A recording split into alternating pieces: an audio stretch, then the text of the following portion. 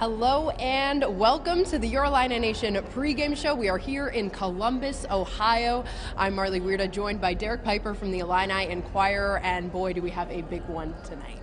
A lot at stake for Illinois. Destiny is in their hands with Maryland losing at Rutgers. Now, if Illinois wins their last two, I know it's a tall task. Two ranked teams start here tonight. Let's not get ahead of ourselves too much, but Illinois wins on this court tonight. We'll go back to Champaign on Sunday with a chance to at least clinch the share of a Big Ten title. So continuing to boost their resume, but to be playing for a Big Ten title in the last week of the regular season says a lot. Yeah, and what a long way the Illini have come. Last season, this wasn't even in the talks, and now they have a chance to win at least a share of the Big Ten title for the first time in 15 years. Last time this happened was in 2005. So given that they need to win two more games, they got Ohio State here today, and then they got to beat Iowa back at home on the State Farm Center on Sunday. Is this a feasible task for the Illini? I think it is, because playing at home, obviously you're going to have the home crowd, and you can only imagine what that atmosphere would be like with a title potentially on the line, and Iowa doesn't play as well from home. But again, it starts here tonight. Ohio State has really played well of late. I know back in December they're considered one of the best teams in the country. Went on a little bit of a lull. They're 2-6 in league play to start. Now they won 8 of their last 10, a really good three-point shooting team, a very good big guy in Caleb Wesson. So I think Illinois can get it done because they've been really good away from home. They'll tell you they play better away from home than they do at home. So I think they've also done a good job of limiting teams from three. We saw that against Wisconsin. We saw that against Purdue. So it's got to start defensively, and obviously Io, A game from him. Can Georgie step up again? There's a lot of pieces that need to come together to make it work, but can this team get it done? I think they can. Yeah, and we'll touch on that a lot more later, but one of the biggest things that I am enjoying about this game and just this final stretch is that the players and the coaches aren't afraid to talk about what's at stake. And I think sometimes, maybe towards the beginning of the season, even towards the middle of the season when there was a lot of hype that, this could be a tournament team, they were a little reserved and they didn't want to kind of admit it. They're like, it's the typical coach and player talking, we're going to take it one game at a time, but it's exciting to know that they also are kind of admitting that they know what's at stake here. Yeah, absolutely. I know that earlier in the season, Brad would tell us, don't pay attention to the Big Ten standings. I don't know how much of that is true, how much of it is not, right. But he said, hey, to win a Big Ten title, that's why I came here. He even said it in his introductory press conference. We got hired at Illinois, came here to win some championships, and obviously, Io and Andres and those guys are winners, and they know what's on the table as well, so that's what they've been building for. This is one of the goals that you set at the beginning of the year, is to win a Big Ten title and to, again, at least share that and have it in your hands where if you just take care of business now, you don't need to wait for anything else with any other teams. You win your final two games, you're going to have that. That's exciting for them, and they know what's at stake. Right, and if you don't want to take our word for it, we actually spoke to them yesterday just about this whole ordeal, and here's what some of the players and coaches have to say.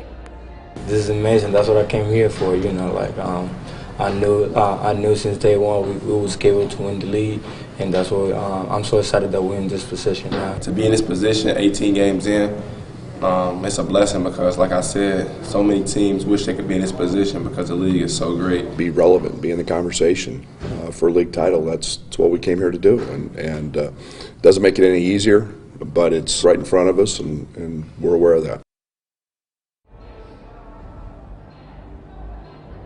All right, and the Indiana game was certainly a step forward to kind of cementing this process for them and getting a share of the Big Ten title, and that's huge for this team. So what were maybe some of your initial takeaways just from Sunday's game, and what can they maybe work on heading into this one? Another one they needed to close late. I think that's a good characteristic to have in March, is to be able to find a way in those late game moments. And this team in the past was in a lot of tight games, but they just couldn't close, and now there's almost an expectation. Now there is an expectation. You put the ball in Io's hands, and good things are going to happen. So Andres Feliz diving on that steal late was a big-time play. I thought he was great, 17 points, a bunch of rebounds, 3 steals for him. And then Kofi, there was a lot of focus on him versus Trace Jackson-Davis, the freshman of the year. Kofi really in the second half showed out, 15 points overall, 6 blocks, which ties a high, season high for him, but also a high in the Big Ten. No one else has had more than that this year. So when he's able to protect the rim like that, Illinois' defense is pretty stout. So just to get another win, now you're riding a 4-game winning streak and feeling like you're playing your best basketball in March. Absolutely, and I think part of their identity, again, has been, the defense, offensive rebounding, and then playing on the road. Like you mentioned earlier, the team says that they actually enjoy playing on the road more than they do at home. They feel like they play better. I know Brad Underwood had talked about that they have, he called it the us against the world mentality. So what do you see from this team on the road, and maybe what makes them so successful? Something about it, yeah. You mentioned when they go into a building and they kind of like to quiet the student section. I know Io at Penn State was having fun with some of them, so that gets them going. I guess obviously they appreciate what Illini Nation brings back at the State Farm Center, but there's just something that clicks, a killer mentality they have when they go into an opposing building. They have that confidence where they came in here last year. That's kind of where it started. Got a road win in this building, and then this year to go to Wisconsin, to Purdue, to Michigan. Those are tough places to play, and to pull out wins, now they feel like they can win anywhere. Yeah, absolutely. And their last win over a ranked opponent was against Penn State. They now have 5 Big Ten wins, and they're tied for the second most Big Ten wins in all of the conference. So no doubt that this team can play on the road. And interestingly enough, this portion of the schedule, I know we talked about it on our last pregame show, but is that we're so late into the season, and this is the first time that they're playing Ohio State. On Sunday, it was the first time they played Indiana. So how does this, it said they really didn't affect it. They were going to play and prepare like they would any game, but just this being the first time they're going to play Ohio State, what is your initial take on that? Yeah, it's an even playing field, of course, because the other side hasn't seen you either, but I'm sure that coaches are probably spending a little bit extra time in the film room, making sure that they can collect all the data, all the tendencies that they can in terms of figuring this team out. And again, when they scout other teams, they've seen Indiana play Ohio State or whoever they may be watching, but that's part of developing the scouting report for a team that you haven't seen throughout the season. That's kind of unique. I know Io said it's similar to an NCAA tournament preparation, so maybe good practice for what they're about to have coming up. Yeah, absolutely, and we'll hear what they had to say just on this whole matchup and the first time that they're taking on the Buckeyes. There's nothing that prepares you better for postseason or an end of the season run than the Big Ten, and you have to do it every night. You have to bring it every night, and I know we're going to get Ohio State's best shot, just like we got Indiana's. Because it makes it more fun. It makes it really feel like it's a real NCAA tournament game, because when you get to the tournament, it's rare that the first opponent you're going to really face them, so it just makes it more fun. All right, I know we don't like to get too far ahead of ourselves, but this team there's nothing is in that prepares you better. Talk. They're right there. I think they should feel pretty comfortable come Selection Sunday. So from what you've been seeing just from this team, do they have the potential to make a deep run in the Big Ten tournament and into the postseason? I think they can. I think their defense allows them to be consistent. You mentioned rebounding as well. Those are things that that they can bring each and every night, and Kofi's going to be a problem, and there's not many like him that can match his physicality.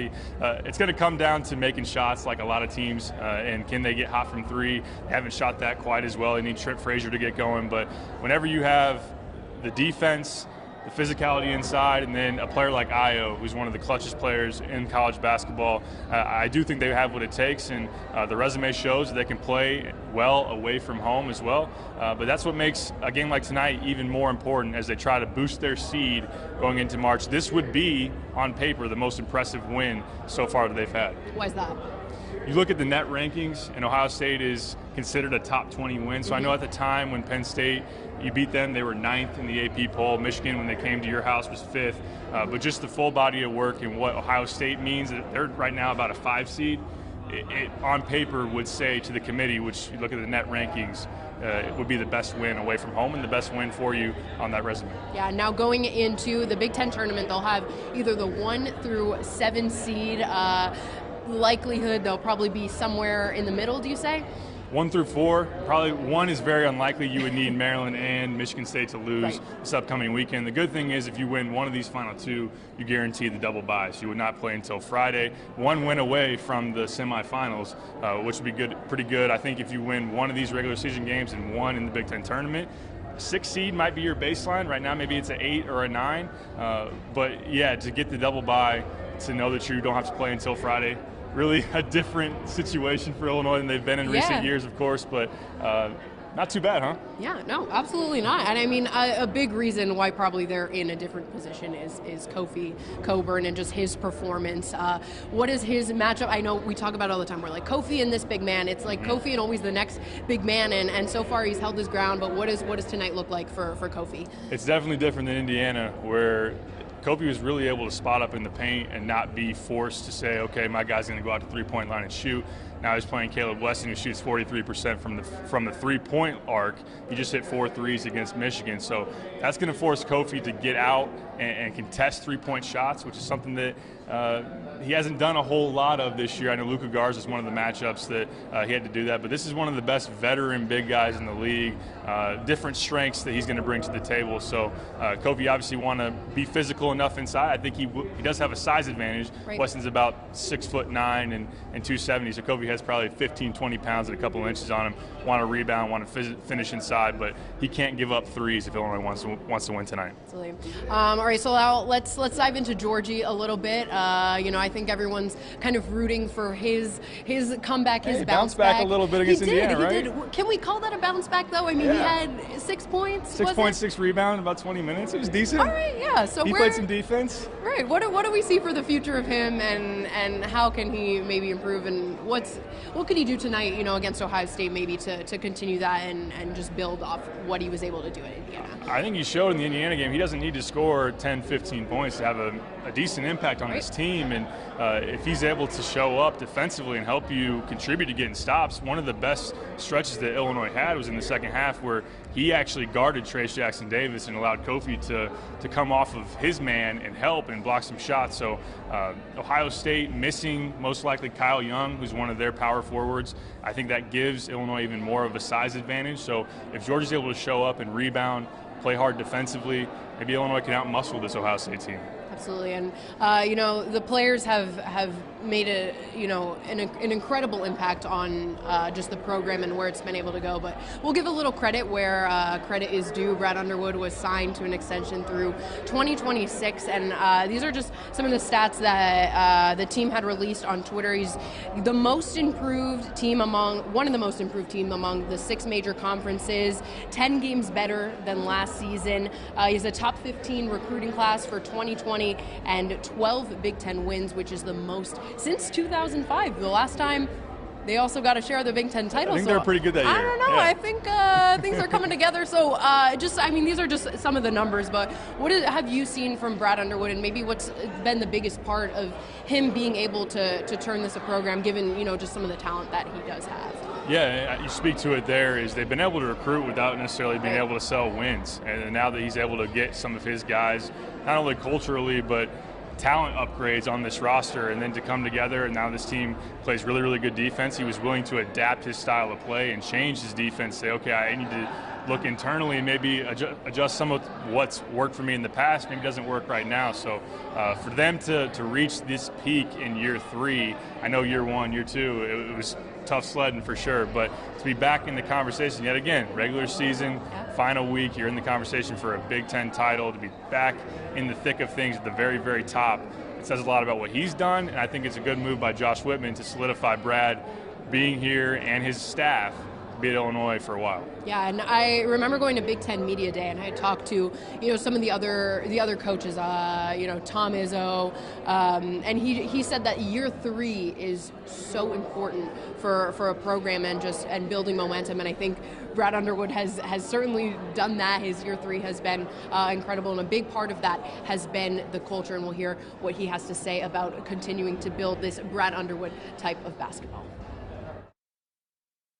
We can talk about the hustle plays and we can talk about the defense and the numbers and all that, but it's the locker room, and it's the guys in the locker room, and that has to jive with the guys on our coaching staff, because if your locker room is never right, I don't care, you're not going to win. I don't care how talented you are, you're going to lose.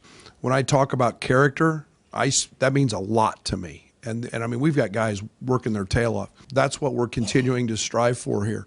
The other stuff is, yes, we're hustle plays, rebounds, block shots, good offense. That's the visual stuff, but you don't do that without the locker room first.